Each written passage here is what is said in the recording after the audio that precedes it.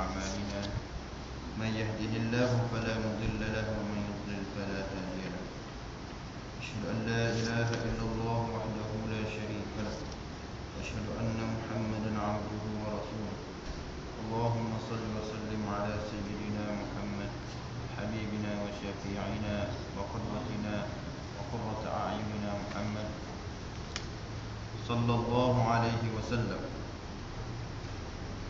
اللهم علمنا ما ينفعنا وانفعنا بما علمتنا وزدنا علما وعملا متقبلا يا رب العالمين. Jadi alhamdulillah, pertama-tamanya marilah sama-sama kita bersyukur kepada Allah Subhanahu wa taala. Kerana Allah Subhanahu wa taala masih lagi memberikan kepada kita kekuatan untuk sama-sama kita beribadah kepada Allah Subhanahu wa taala. Sama-sama kita dapat memakmurkan masjid, memakmurkan surau,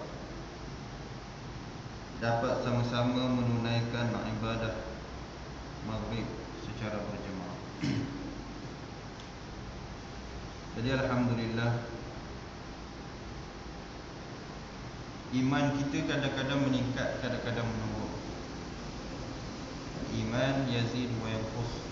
Kadang-kadang iman kita tinggi sangat, sampaikan satu malam tu tak mau tidur nak beribadah kepada Allah Subhanahu wa taala. Kadang-kadang iman yang Allah Subhanahu wa taala berikan kepada kita kurang, sampaikan peringkat nak datang surga mana. Jadi alhamdulillah, pada hari ini tuan-tuan, hadirin, hadirat, Allah Subhanahu wa taala masih lagi memberikan kepada kita iman, kekuatan iman untuk sama-sama duduk mendengar majlis ilmu. Nah, jadi kalau Allah Subhanahu wa taala tarik iman, nikmat iman kepada kita ni, nescaya kita semua ni tak ada dalam surga pada hari ni, walaupun ramailah juga. Nah, saya pun tak faham macam mana nak terang pun tak tahu. Memikirkan keadaan yang berlaku dalam kampung kita ni lah. Bagaimanakah maknanya masyarakat di kampung ni tidak berminat untuk mendengar. Jadi cara untuk kita mengubah pun tak tahu dah macam mana. Kadang-kadang kalau tak ada orang mengajar, tak boleh. Nak kena ada orang mengajar. Bila ada orang mengajar, tak datang. Jadi fenomena ini berlaku bukan pada hari ini je. Tak. Fenomena ini berlaku semenjak daripada saya mula-mula bertugas di sini sampailah kepada hari ini. Begitulah keadaan yang menyebabkan kadang-kadang kita tengok penceramah seorang je yang ada. Tak. Kadang-kadang kalau kita tengok Ustaz Idris contohnya. Dulu Ustaz Idris ni memang, kalau Ustaz Idris je memang ramai orang. Tiba-tiba Ustaz Idris boleh resign daripada menjadi tenaga pengajar di surau. Kita rasa amat rugi bila Ustaz Idris tidak dapat memberi ilmu kepada kita. Dan kalau kita lihat pada hari ini, banyak malam yang kosong, yang tiada majlis-majlis ini. Jadi saya pun tak tahu macam mana, apakah sebenarnya yang berlaku di surau kita. Tak tahu macam mana nak bagi ubat, tak tahu macam mana nak beri, orang kata, penawar dia, supaya masyarakat, terutamanya di kampung kita ni, di surau di perumahan kita ni, nak kata tak ada orang, ada. Time semayang sampai juga besar kadang-kadang lah. Tak. Nak kata tak ada orang, masing-masing ada.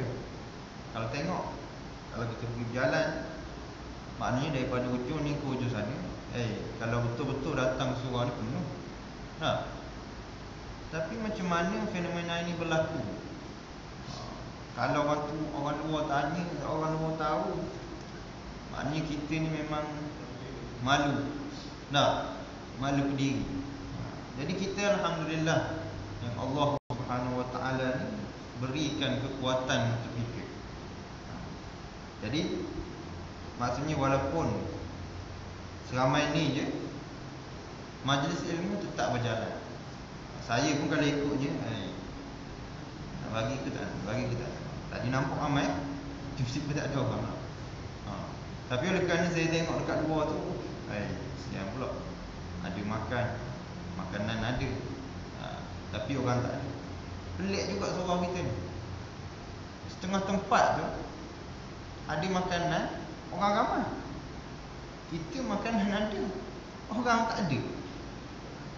Kan? Apa yang terjadi tak tahu. Wallahualam. Jadi kita tak tahu nak buat macam mana. Mungkin ialah kekurangan daripada maknanya pengkuliah itu sendiri. Ataupun mungkin dia orang ada kerja. Maaf, maknanya ada kerja kat rumah untuk disambung. Kerja kat office tak habis, balik kat rumah disambung lepas maghrib. Banyak kerja macam tu. Jadi kita alhamdulillah Allah Subhanahu Wa Taala beri kekuatan kepada kita untuk sama-sama duduk di dalam majlis ini. Duduk di dalam majlis ini. Jadi insya-Allah kita akan meneruskan pengajian kita pada pagi ini, pada malam ini. Dan sebagai mukadimah, itulah apa yang saya dapat sentuhkan sedikit tadi berkenaan iman kita. Kadang-kadang iman kita tu memang maksima sampai ke peringkat merah, danger. Rapat jik orang tu. Tinggi sangat iman. Sampai ke peringkat kita habiskan masa dengan beribadah kepada Allah Subhanahu Wa Taala. Makan minum pertama. Tapi bila jadi gini bermakna iman kita tu berkurangan yang menyebabkan datang ke surau malas, nak buat amal ibadah pun malas, nak melakukan kebaikan pun malas. Jadi kita sepatutnya bila kita iman kita semakin berkurangan, kita hendaklah charge balik. Kita macam iPhone kita, ataupun Samsung ke apa-apalah, Android kita ke. Bila tak ada bateri je, tinggal sikit je, 1% tu, cepat-cepat kita cari bateri. Takut dah habis. Takut tergendala apa yang kita buka, tengah-tengah sedap main Facebook ke dah, tengah sedap-sedap baca berita ke, tengah sedap tengok Google ke, YouTube ke. Kita tak biarkan bateri kita kehabisan begitu saja. Kita teruskan. Begitu juga dengan iman kita. Iman kita, bila iman kita ni kurang, bermakna kita kena charge iman kita. Kita kena banyakkan ibadah kepada Allah Subhanahu Wa Taala, tambahkan ibadah-ibadah sunat, tambahkan dengan mengingati Allah Subhanahu Wa Taala. Ala bi zikrillah tatma'innul qulub. Bukankah dengan berzikir, dengan mengingati Allah Subhanahu Wa Taala itu akan menambahkan keimanan dan akan memberi kelembutan kepada hati. Jadi segelintir daripada kita ni tak tahu nak mencah balik bateri tersebut, charge balik iman kita. Kalau turun, dibiarkan turun sampailah kadang-kadang habis, tak ada iman tu. Yang menyebabkan kadang-kadang bila seseorang itu habis iman dia, tak ada dah keimanan dalam diri dia, yang boleh menyebabkan seorang itu akan merasa hampa dengan Islam, tidak akan mahu, maknanya tidak mahu membuat ibadah-ibadah yang telah diwajibkan di dalam agama Islam, yang menyebabkan seorang itu merasakan solat itu seolah-olahnya tidak wajib bagi kita, ataupun puasa seolah-olah tidak wajib, ataupun perkara-perkara yang wajib yang lain seolah-olahnya tidak diwajibkan. Jadi kalau iman terlalu lemah akan menyebabkan jadi gitu. Dan tidak mustahil bila iman seseorang itu lemah boleh menyebabkan seseorang itu terjunam dalam neraka. Bila seseorang itu iman dia terlalu lemah, dia akan mudah terpedaya. Terpedaya dengan hasutan syaitan, terpedaya dengan tipu daya syaitan. Nah, syaitan memang tujuan dia, Allah Subhanahu Wa Taala panjangkan umur syaitan ni, syaitan iblis ni, untuk mengacau kita, mengganggu kita, menguji kita. Kalau tak ada syaitan, lama dah semua jadi wali-wali Allah semua ni. Itu semua ni jadi hebat belaka. Dah tak ada syaitan nak ganggu, siapa dia nak ganggu kita? Oleh kerana ada syaitan, ada syaitan, ada iblis yang mengganggu kita, yang mengganggu gugat kita, terutamanya apabila kita, iman kita berada di tahap yang lemah, yang menyebabkan pada ketika itu syaitan mudah menipu daya kita, yang menyebabkan kita termasuk ataupun tergolong di kalangan orang-orang yang mendurhakai Allah Subhanahu Wa Taala, yang kemungkinan kita akan termasuk di kalangan orang yang mensyirikkan Allah Subhanahu Wa Taala, wal a'yadzu billah. Jadi iman yang Allah Subhanahu Wa Taala kurniakan kepada kita, kita perlu jaga dan kita perlu peliharanya dengan baik. Alhamdulillah, kita masing-masing dikurniakan keimanan kepada Allah, keimanan oleh Allah Subhanahu Wa Taala kepada kita. Kalau kita tidak beriman kepada Allah Subhanahu Wa Taala, sudah pasti kita tak akan sampai surau. Orang yang tidak beriman kepada Allah, buat apa dia datang surau? Dia persoalkan pula, buat apa aku nak pergi surau? Buat apa aku semayang? Baik aku pergi jogging. Boleh juga menguruskan badan. Boleh juga faedah, jaga kesihatan. Kalau kita tengok sekarang ni, dalam kawasan kita ni ada segelintir penduduk-penduduk di kawasan kita ni. Jadi bukan nak su'uzan, bukan nak sangka jahat, tetapi memang tidak pernah nampak kat surau. Pernah nampak jogging. Jogging pernah nampak. Maknanya dia menjaga kesihatan jasmani, tubuh badan dia dijaga kesihatan. Bimbang, takut tubuh badan jatuh sakit. Dia tak sedar, dia hanya bimbangkan tubuh badan dia jatuh sakit, tapi tidak menjaga kesihatan rohani dia. Dalaman tidak jaga, batin tidak jaga, tidak melakukan ibadah kepada Allah Subhanahu Wa Taala, tidak mendekatkan diri kepada Allah Subhanahu Wa Taala. Kadang-kadang kena molek tayangan azan tu, ada lagi duk bunggak. Dan ada yang main, boleh lagi main. Orang dah lepas azan, apa orang datang surau, dia tengok orang datang surau pakai piyah apa, buat ada je, macam tak ada perasaan. Sepatutnya sekurang-kurangnya kenalah ada perasaan malu sedikit. Kita sama-sama Melayu, sama-sama orang Islam, boleh tengok keadaan begitu. Tu kata maknanya dia tidak menjaga, tidak memelihara kesihatan rohani, tidak memelihara tubuh, hanya memelihara tubuh badan, menjaga tubuh badan dia, bimbang akan datang sakit, tetapi sama sekali tidak menjaga rohani dia. Yang penting sebenarnya bagi kita adalah menjaga rohani, di samping kita menjaga kekuatan badan kita. Al-aqlus salim fil jismis salim, akal yang sihat terletak pada tubuh badan yang sihat. Kita kena jaga rohani kita dulu. Memanglah kena juga bersenam, bukan tak boleh bersenam. Bersenam boleh, tetapi tiba masa orang melakukan ibadah, kita sama-sama juga turut melakukan ibadah. Nak bersukan ke, nak merempik ke, nak buat apa, tak ada masalah. Tapi time tiba masa waktu semayang, kita sembahyang menghadap Allah Subhanahu wa taala. Bukannya kita beribadat, bukannya kita beriadah, bersenang sampai tidak lupa kepada Allah Subhanahu wa taala yang menciptakan kita. Dia panggil kufur nikmat. Allah Subhanahu wa taala bagi kekuatan badan, tak nampak, maknanya betul-betul.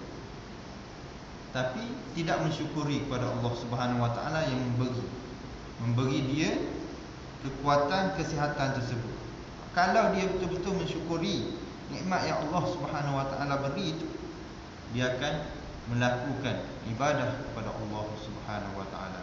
Dia akan melakukan, maknanya perkara-perkara yang disuruh oleh Allah Subhanahu wa taala dan meninggalkan apa yang dilarang oleh Allah Subhanahu wa taala.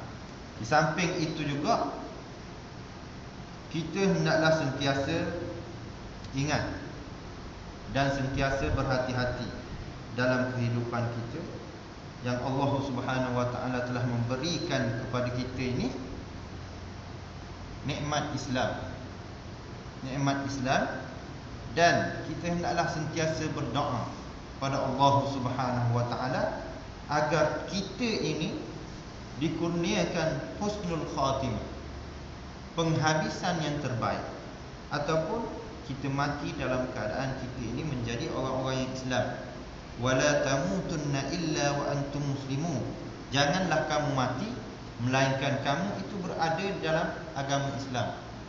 Sebab apa? Sebab kalau kita tidak mati dalam keadaan husnul khatimah, bermakna kita mati dalam keadaan su'ul khatimah, iaitu penghabisan yang buruk. Sama ada kita mati dalam keadaan kafir ataupun mati dalam keadaan mensyirikkan Allah Subhanahu wa taala, yang Allah Subhanahu wa taala murka kepada orang-orang yang mati dan mereka itu tidak tergolong di kalangan orang-orang yang Islam dan orang-orang yang beriman kepada Allah Subhanahu wa taala. Jadi kita hendaklah sentiasa berdoa. Sebab tu kita sentiasa berdoa, sentiasa berdoa kepada Allah Subhanahu wa taala, ya Allah, ya Tuhanku, berikanlah aku husnul khatimah. Nah, kebaikan, maknanya penghabisan yang terbaik. Jadi setengah orang tu dia beramal ibadah daripada muda sampai tua. Dia beribadah kepada Allah Subhanahu wa taala, menyembah Allah Subhanahu wa taala daripada muda sampai tua. Nah, tetapi dekat-dekat mati, dia tidak beriman kepada Allah Subhanahu wa taala.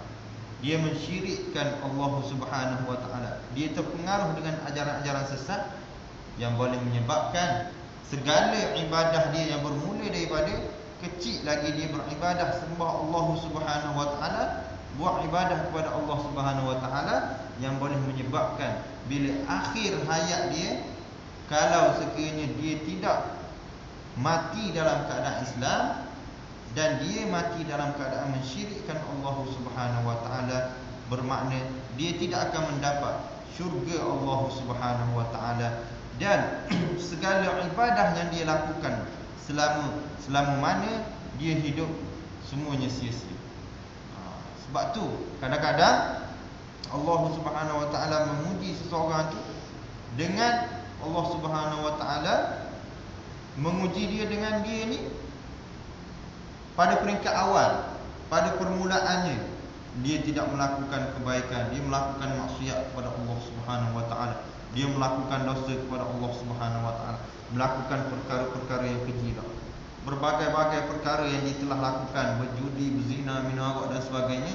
Tapi akhirnya bila dekat dia nak meninggal dunia, dia telah bertaubat kepada Allah dan taubat nasuha yang menyebabkan dia itu boleh masuk syurga Allah Subhanahu wa taala. Sebab tu yang terakhir adalah yang terbaik. Maknanya sebagaimana hadis Nabi sallallahu alaihi wasallam, Nabi mengatakan seseorang itu dia beramal amalan yang boleh memasukkan dia ke syurga, sehinggalah jarak di antara dia dengan syurga itu adalah sehasta, dan dia melakukan amalan yang membolehkan dia masuk neraka Allah Subhanahu wa taala, dan dia termasuk di kalangan ahli neraka.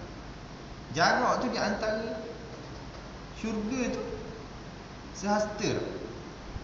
Tetapi walaupun jarak yang dekat begitu, dekat nak mati, dia buat amalan perkara-perkara yang boleh menyebabkan dia tergolong di kalangan hamba Allah Subhanahu wa taala yang ingkar kepada perintah Allah Subhanahu wa taala, yang menyebabkan dia memasuki neraka Allah Subhanahu wa taala.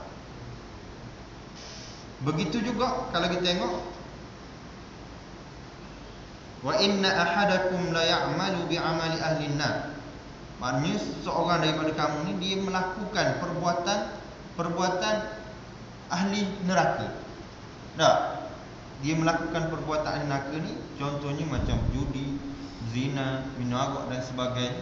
Maksiat, melakukan maksiat kepada Allah Subhanahu wa taala, melakukan dosa kepada Allah Subhanahu wa taala, hatta ma yakuna bainahu wa bainaha illa zira, sehinggalah jarak di antara dia dengan neraka itu sehasta, dekat sangat. Fayamalu amal ahli jannah.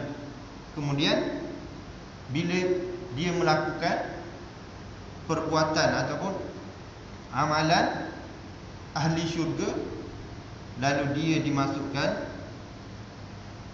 ke syurga Allah Subhanahu wa taala. Fayadkhuluha, maksudnya dia akan dimasukkan ke syurga Allah Subhanahu wa taala. Jadi walaupun seseorang tu pada peringkat awal dia melakukan syirik kepada Allah, contohnya dia melakukan amalan-amalan yang boleh memasukkan dia ke dalam neraka Allah Subhanahu wa taala, tetapi bila yang terakhir tu dekat dia nak mati tu, dia bertaubat kepada Allah Subhanahu wa taala, taubat nasuha, tidak kembali lagi kepada perbuatan yang lama dan tidak akan melakukan perbuatan tersebut, yang menyebabkan dia ini dikurniakan oleh Allah Subhanahu wa taala syurga yang diidam-idamkan oleh semua orang. Oleh demikian, kita hendaklah sentiasa berhati-hati. Kita jangan mendabik dada. Sekarang ni aku sembahyang tak tinggal contohnya. Aku ni sentiasa melakukan sembahyang jemaah sokmo. Surau tak aja tinggal, tak aja miss surau, ada sokmo. Jangan kita mendabik dada begitu. Kerana mungkin husnul khatimah, mungkin kita punya penghujung kita itu menjadi su'ul khatimah. Jadi kita, sebab itulah kita hendaklah berdoa kepada Allah Subhanahu wa taala. Kita hendaklah sentiasa berdoa kepada Allah Subhanahu wa taala agar kita ini dimatikan, supaya kita ini dimatikan menjadi orang Islam dan menjadi akhir kita itu adalah husnul khatimah, iaitu akhir penghabisannya yang terbaik di sisi Allah Subhanahu wa taala, dan Allah Subhanahu wa taala akan mengurniakan kita syurga Allah Subhanahu wa taala. Jadi kita sambung berkenaan dengan fiqh kita, iaitu kita telah masuk berkenaan dengan jizyah. Jizyah dia implikasi, termasuk dalam implikasi pelaksanaan jihad. Maknanya kalau jihad itu berlaku, bermakna dia ada beberapa implikasi dia, natijah daripada jihad tersebut. Di antaranya kita telah belajar berkenaan tawanan, perhambaan, harta rampasan perang, fai'un ataupun ghanimah ataupun salah, dan yang terakhir adalah jizyah. Yang terakhir ini adalah jizyah, iaitu yang kelima. Yang kelima, tak tahu yang terakhir pula gini. Yang kelima adalah jizyah. Yang terakhir lah. Sebagaimana kita bincangkan pada minggu lepas, jizyah ni adalah harta ataupun cukai yang diambil daripada ahlul kitab yang minta perlindungan daripada kerajaan Islam. Jadi jizyah ini perlu dibayar pada mereka, maknanya daripada mereka-mereka yang ahlul kitab yang tidak mahu memeluk agama Islam, tetapi dia mahu duduk di bawah perlindungan ataupun duduk di bawah penjagaan pemerintahan Islam, pada ketika itu dia perlu wajib bagi dia membayar jizyah. Itu dimaksudkan dengan jizyah. Jadi kita telah belajar berkenaan ta'rif, dalil dia dan hikmah dia. Hikmah dia ialah kerana apa? Kerana ahli kitab ni adalah dia sama percaya kepada Allah Subhanahu Wa Taala. Cuma dia tidak mengikut, tidak beriman kepada Nabi sallallahu alaihi wasallam. Kalau dia beriman kepada Nabi, bermakna dia Islam. Tapi yang menjadi masalah, dia tidak beriman kepada Nabi Muhammad sallallahu alaihi wasallam. Jadi hikmah dia, tujuannya adalah bila orang ahlul kitab ni dia beriman kepada Allah, dia percaya kepada Allah, bila diberi perlindungan oleh Islam dan Islam menunjukkan umat Islam ni, bila dia menunjukkan kehidupan yang baik kepada mereka, menunjukkan maknanya agama Islam ini bukan agama yang zalim. Agama Islam ini adalah agama yang menjaga rakyat dia, yang boleh menyebabkan orang-orang Yahudi, orang-orang ahli kitab ini tertarik dengan Islam. Jadi tujuannya adalah supaya orang Yahudi ini dia tertarik, orang ahli kitab ni dia tertarik dengan Islam, dengan kesempurnaan Islam tersebut, kesempurnaan Islam yang dibawa oleh Nabi sallallahu alaihi wasallam. Jadi sebab itu kalau kita tengok sejarah, banyak di kalangan orang-orang Yahudi, terutamanya di kalangan padri-padri Yahudi, kerana padri-padri Yahudi ini dia telah belajar berkenaan dengan kitab dan dia tahu berkenaan dengan kitab. Bila dia tengok, dia jumpa dengan Nabi, dia terus beriman kepada Nabi Muhammad sallallahu alaihi wasallam. Jadi tujuannya begitu. Bila dia diberi penjagaan yang menyebabkan bila dia tengok Islam, dia tertarik dengan Islam. Jadi tujuannya kita nak berdakwah dalam masa yang sama, berdakwah kepada orang-orang ahlul kitab ni. Jadi kita telah masuk berkenaan dengan syarat. Kontrak jizyah perlu memenuhi syarat-syarat berikut. Yang pertama, mereka yang dikenakan jizyah mestilah terdiri daripada ahli kitab, iaitu sama ada Kristian, Yahudi dan yang seumpama mereka. Yang seumpama mereka iaitu Majusi, orang yang menyembah api. Ini berpandukan hadis Rasulullah sallallahu alaihi wasallam, sunnu bihim sunnata ahli kitab. Lakukanlah terhadap mereka sama seperti ahli kitab. Terhadap mereka itu, iaitu terhadap orang-orang yang Majusi, orang yang menyembah api ini, seperti mana ahli kitab. Kemudian satu lagi, golongan yang mendakwa berpegang dengan ajaran Nabi Ibrahim, ajaran yang dibawa oleh Nabi Ibrahim. Dia mendakwa bahawa dia berpegang dengan ajaran agama yang dibawa oleh Nabi Ibrahim. Kemudian ataupun dia berpegang dengan agama yang dibawa oleh Nabi Daud alaihi salam. Nabi Daud ini Allah Subhanahu wa taala telah mengurniakan kepada dia kitab Zabur. Jadi orang yang beriman kepada kitab Zabur ini, dia juga dikira sebagai sama seperti mana orang Majusi, dia juga dikira sebagai ahli kitab. Umar Al-Khattab radhiyallahu anhu tidak pernah memungut jizyah daripada Majusi, sehingga Abdul Rahman bin Auf bersumpah bahawa Nabi sallallahu alaihi wasallam memungut jizyah daripada Majusi Hajar. Jadi pada peringkat awal, Sayyidina Umar ni dia tidak memungut jizyah daripada orang Majusi. Sehinggalah Abdul Rahman bin Auf ni dikata dia bersumpah bahawasanya Nabi ni pernah memungut jizyah daripada Majusi Hajar. Yang kedua, dilaksanakan dengan kontrak ijab dan kabul. Ijab dan kabul, penawaran dan penerimaan antara mereka dengan pemerintah Islam. Pemerintah Islam atau wakilnya berkata, kami menerima kamu mendiami negara Islam dengan syarat kamu membayar jizyah. Pemerintah Islam kata gitu, ataupun wakil daripada pemerintahan Islam, kami menerima kamu mendiami negara Islam dengan syarat kamu mestilah membayar jizyah dengan jumlah seperti berikut.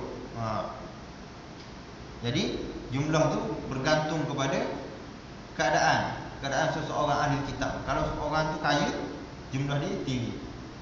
Kalau orang tu miskin sikit, jumlah tu rendah. Sama juga dengan orang yang bayar zakat dah. Kalau orang yang gaji besar, simpanan dia banyak, dia bayar lebih dah. Kalau sini agak-agak CEO ke dah, manager ke, senior manager ke, mesti dia punya zakat tu banyak. Nah. Kalau yang bawah-bawah ni sikit lah, executive ke, technician ke, sikit berbanding dengan CEO, manager dan sebagainya. Jadi bila pemerintah kata gitu, maknanya aku ataupun kami menerima kamu mendiami negara Islam dengan syarat kamu membayar jizyah dengan jumlah seperti berikut dan kamu akur dengan hukum Islam. Maknanya kena bayar jizyah. Maknanya dia punya ijab akad dia tu, yang pertama kamu membayar jizyah dan kamu mesti akur pada hukum Islam. Lalu pihak ahli kitab boleh berkata kami bersetuju dengan syarat tersebut. Kalau dikata kami bersetuju tapi kami tak mahu, maknanya tak mahu tunduk dengan hukum Islam. Setuju dah, setuju nak bayar jizyah, tetapi kami tak mahu tunduk kepada hukum Islam. Itu tak boleh lah. Maknanya tak sah. Tidak sah syarat, maknanya terbatal. Dia tidak boleh, maknanya bayar jizyah sahaja tanpa akur kepada hukum Islam. Dia mesti bayar jizyah kemudian akur kepada hukum yang ditetapkan oleh Khalifah Islam. Jadi kena ada gitu. Ada akad dia ataupun ijab dan qabul. Ijab ni maksudnya terimalah, maknanya tawaran dan terima gitu. Dia dipanggil ijab dan qabul. Macam kita beli sesuatu tu dipanggil macam kita kahwin, dipanggil ijab qabul. Tak, kahwin kan, aku nikahkan dikau, tak, aku terima nikah, tu dipanggil ijab dan qabul. Jadi dalam konsep ni juga, dalam syarat, maknanya syarat jizyah ini mestilah kena ada ijab dan qabul. Kemudian yang ketiga, kutipan jizyah mestilah dinyatakan dengan jumlah tertentu. Mesti kena nyatakan jumlah tersebut. Namun kadar yang dikenakan terhadap golongan kaya dan miskin mestilah dibezakan. Persetujuan mestilah berdasarkan kepada jumlah yang telah ditetapkan. Maksudnya beza di antara orang ahlul kitab yang miskin, mestilah diambil sedikit. Orang ahlul kitab yang kaya mestilah diambil lebih sedikit. Kemudian yang keempat, kontrak jizyah mestilah tidak terhad kepada tempoh tertentu, seperti dihadkan selama setahun atau sebagainya, kerana kontrak ini melibatkan perlindungan nyawa. Atas sebab itu ia tidak boleh bersifat sementara sama seperti kontrak Islam. Jadi kontrak itu tak boleh bersifat sementara, dia kena berterusan. Syarat pembayar jizyah, orang-orang nak bayar tu, orang ahlul kitab tu, dia ada syarat dia juga. Orang yang membayar jizyah mestilah memiliki 5 ciri berikut. Yang pertama, berakal. Dan kalau kita tengok kita nak semayang, mestilah yang pertama mesti kena berakal. Jadi sama juga orang nak bayar jizyah, orang kafir pun dikira macam ni juga. Mesti syarat yang pertama mesti berakal. Kalau orang ahlul kitab ni dia tidak berakal, orang gila contohnya, dia duduk dalam tak berapa betul ataupun sakit mental dan sebagainya, dia ahlul kitab, dia tidak diwajibkan membayar jizyah. Yang kedua, balik. Sama dalam kita semayang pun gitu juga. Yang kedua mesti kena balik. Tak salah kalau dia nak semayang tak balik, kita semayang tak ada masalah. Tetapi hak menjadi kewajipan kepada dia semayang tu bila sampai balik, sampai umur balik. Jadi begitu juga kalau orang tu nak bayar jizyah, mestilah diambil daripada orang ahlul kitab itu yang balik. Kalau yang tak balik, tidak perlu diambil jizyah. Kemudian yang ketiga, merdeka. Bukan hamba. Kadang-kadang ada juga ahlul kitab ni, dia menjadi hamba. Sama dia kan? Sama dia tu, dia menjadi hamba. Zaman dulu biasalah dah. Islam pun ada juga hak menjadi hamba kan? Tetapi lama kelamaan tak ada istilah hamba dalam Islam. Kerana Rasulullah menetapkan suatu benda tu, kalau melakukan kesalahan mesti kena membebaskan hamba. Sebab tu lama-lama hamba tak ada. Tak ada. Rasulullah sendiri pernah mempunyai hamba, Zaid. Zaid itu adalah hamba dia. Kemudian yang keempat, lelaki. Bila disebut lelaki, maknanya perempuan di kalangan ahli kitab ni tidak perlu diminta, tidak perlu membayar jizyah. Yang perlu membayar jizyah adalah orang lelaki. Yang kelima, ahli kitab atau seumpama mereka. Ahli kitab atau seumpama mereka. Maknanya kalau bukan ahli kitab, tidak boleh membayar jizyah. Syarat-syarat ini adalah berdasarkan firman Allah Ta'ala, qatilul ladzina la yu'minuna billahi wa la bil yawmil akhir wa la yuharrimuna ma harrama Allah wa rasuluhu wa la yadinuna dinal haqq minal ladzina utul kitaba hatta yu'tul jizyata an yadin wa hum saghirun. Maksudnya, perangilah orang yang tidak beriman kepada Allah, tidak beriman kepada hari akhirat, tidak mengharamkan apa yang telah diharamkan oleh Allah dan Rasulnya, dan tidak beragama dengan agama yang benar daripada kalangan orang yang diberikan kitab, yakni Yahudi dan Nasrani, sehingga mereka membayar jizyah dalam keadaan taat dan merendah diri. Dalam keadaan taat dan merendah diri, iaitu dalam keadaan taat kepada hukum yang telah ditetapkan oleh ahli Islam. Ayat ini menunjukkan bahawa jizyah hanya dikutip daripada golongan mukallaf sahaja. Mukallaf ni macam sebutkan tadi, macam yang telah disebutkan tadi. Maksudnya berakal, baligh, merdeka, lelaki, itu dipanggil mukallaf. Hanya dikutip daripada golongan mukallaf yang layak berperang. Ini bermakna wanita dikecualikan kerana mereka tidak terlibat dengan kewajipan berperang. Puan ni biasanya dia tidak terlibat dengan kewajipan. Biasanya memang ada perempuan dalam semua negara, memang wajib ada perempuan. Tapi perempuan ini tidak diwajibkan untuk turut sama berperang mempertahankan negara. Yang wajib adalah ke atas orang lelaki sahaja. Demikian juga hamba. Hamba tidak diwajibkan berperang juga, kecuali kalau dia mendapat keizinan berperang daripada tuan dia, ataupun tuan dia menyuruh dia berperang. Disuruh mungkilah perang, contohnya mungkilah berperang menentang musuh-musuh Allah. Jadi bila diberi keizinan daripada tuan dia, dia boleh berperang. Begitu juga kanak-kanak dan orang gila. Sebagaimana kita tengok dah sebelum ni, Ibnu Umar ataupun Abdullah bin Umar, dia masih lagi kanak-kanak, dan dia minta daripada Rasulullah untuk berperang, tapi Rasulullah tidak izinkan. Tapi bila dalam peperangan Uhud tu, Rasulullah izinkan dia berperang, kerana pada ketika itu dia telah sampai umur baligh. Kemudian Umar radhiyallahu anhu pernah menulis surat kepada para pegawainya supaya tidak memungut jizyah daripada wanita dan kanak-kanak. Kemudian kadar jizyah. Kadar jizyah yang paling rendah ialah 1 dinar. 1 dinar. Sekarang ni berapa 1 dinar? 1 dinar dalam RM800. Tak? 800 lebih. Sekarang ni. Jadi kadar dia 1 dinar sahaja. Itu yang paling rendah. 1 dinar seorang untuk setahun. Setahun kena bayar dinar. Cukai kita bayar kepada kerajaan berapa? Mengikut pendapatan kita. Berapa kita boleh, 26,000 ke atas kena bayar cukai. Sebab saya tak bayar cukai. Pendapatan pun tak sampai 26,000 nak bayar cukai. Macam mana? Jadi bila seorang tu pendapatan dia lebih, kena bayar cukai. Sama juga dengan ni. Dalam konsep ni, dia jizyah untuk orang yang, maknanya orang yang ahlul kitab yang berlindung di bawah kerajaan Islam. Jadi kadar yang paling rendah tu diletak 1 dinar sahaja, dan selama setahun.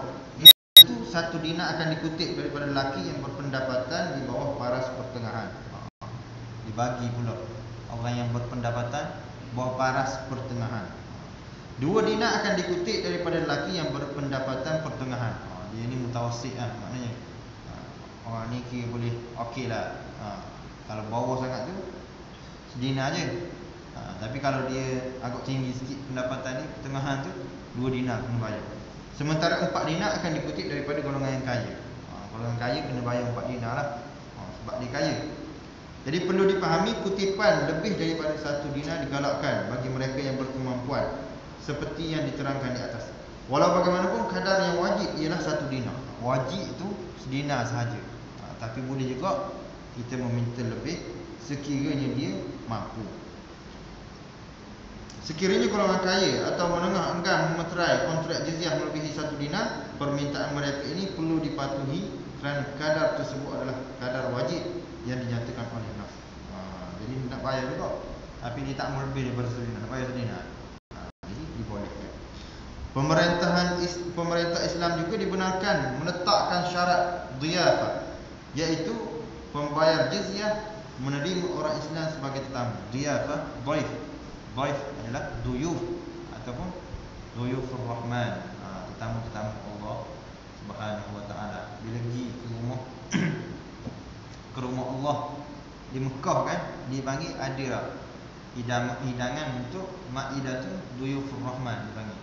Hidangan untuk tetamu-tetamu Allah Subhanahu wa taala. Akan dia ada buat macam bulan puasa tu dia ada buat kan, untuk berbuka puasa dah. Jadi maidah tu duyufur rahman, untuk tetamu-tetamu Allah Subhanahu wa taala. Jadi bila orang kafir ni, orang ahli kitab ni, dia wajib maknanya meletakkan syarat tetamu ni. Maknanya bila orang Islam pergi ke rumah dia perlu melayan orang Islam tu dengan baik. Jadi terdapat banyak hadis dan sunnah yang menyentuh berkenaan perkara tersebut.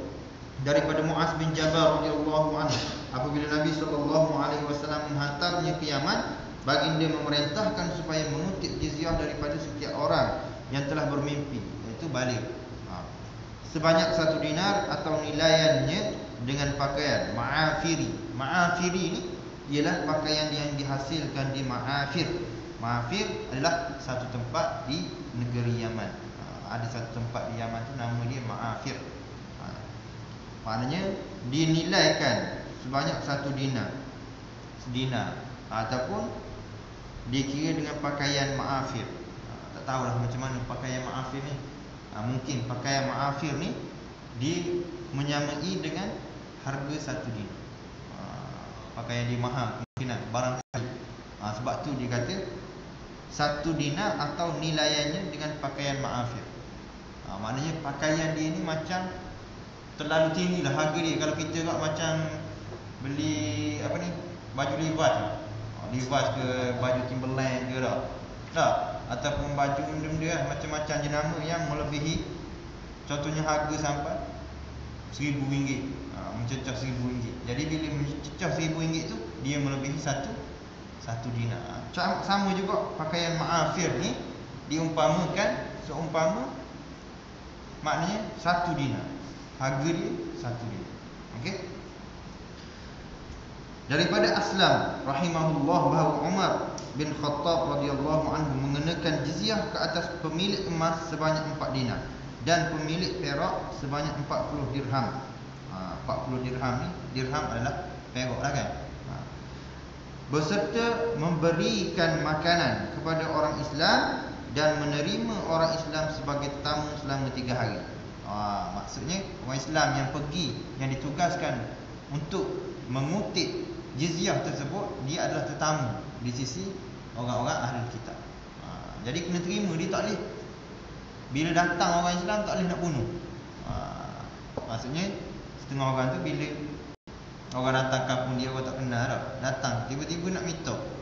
Jadi bila orang yang tidak kita kenali datang rumah kita, datang kampung kita, tiba-tiba minta duit dengan kita, dah minta pula banyak, marah dah. Jadi sebab itulah ditetapkan syarat dhiyafah, kena menerima tetamu. Selama berapa hari? Selama 3 hari. Nabi SAW memeterai perjanjian damai dengan penduduk Ailah dengan syarat mereka membayar 300 dinar. Bilangan mereka selama 300 orang lelaki. Maksudnya 300 dinar tu bukan 100 orang ataupun bukan seorang. 300 dinar kepada 300 orang lelaki. Mana 1 dinar je seorang. Jadi dia memeterai perjanjian damai. Maksud perjanjian ni, maksudnya perjanjian damai lah. Dia berdamai dengan Nabi, tapi dia tidak beriman kepada Nabi, cuma dia minta perlindungan daripada Nabi SAW. Mereka juga mesti menerima orang Islam yang melalui kawasan mereka sebagai tetamu. Umar Al-Khattab radhiyallahu anhu mengenakan jizyah ke atas golongan kaya sebanyak 48 dirham, ke atas golongan pertengahan sebanyak 24 dirham, dan ke atas golongan fakir sebanyak 12 dirham. Semua ni diceritakan di dalam hadis-hadis yang diriwayatkan oleh Baihaqi, diriwayatkan oleh Imam Malik dalam Muwatta, dan diriwayatkan oleh Abu Dawud di dalam Sunan. Jadi kalau kita tengok di sana ada banyak hadis yang menerangkan berkenaan dengan kadar jizyah yang diambil oleh pemimpin-pemimpin Islam selepas Nabi, dan juga kadar yang diambil oleh Nabi itu sendiri. Kemudian pada masa itu nilai 1 dinar sama dengan 12 dirham. Pada zaman tersebut nilai 1 dinar itu menyamai 12 dirham. Kalau sekarang ni dirham harga dia mungkin dalam RM25 kan, 1 dirham. Kalau 12 dirham berapa jadi? Baru berapa? 300. Baru 300. Jadi zaman tersebut dikira sebagai mungkin zaman tersebut 1 dinar tu 300. Kemungkinan lah. Jadi zaman dulu, pada zaman itu nilai 1 dinar sama dengan 12 dirham. Sekarang ni kalau kita tengok 1 dinar tak boleh dah 12 dirham. Dah zaman sekarang 1 dinar. 1 dinar dah 800 lebih. Dirham baru RM25 1 dirham. Dah. Ataupun baru ni naik RM30 1 dirham. Tapi sekarang ni dia dah maintain, dia jadi RM25 sahaja. Jadi RM25 kali ya, sampai 800 lebih, barulah dia menyamai 1 dinar. Jadi pada zaman tersebut nilai 1 dinar dia sama dengan 12 dirham. Jadi pada ketika itu murah lah. Maknanya duit itu murah lah pada ketika itu. Sekarang ni dah jadi mahal. Kemudian implikasi kontrak jizyah yang membabitkan hak umat Islam. Jadi saya rasa setakat itu dulu, insya-Allah kita akan sambung pada minggu hadapan sekiranya Allah Subhanahu wa taala masih lagi memberikan kepada kita kekuatan dan memberikan kepada kita umur yang panjang, dan insya-Allah kita akan sambung pengajian kita pada minggu yang seterusnya. Apa yang baik daripada Allah Subhanahu wa taala, yang kurang daripada diri saya sendiri. Aqulu qawli hadza wa astaghfirullahal azim li wa lakum. Assalamualaikum warahmatullahi taala wabarakatuh.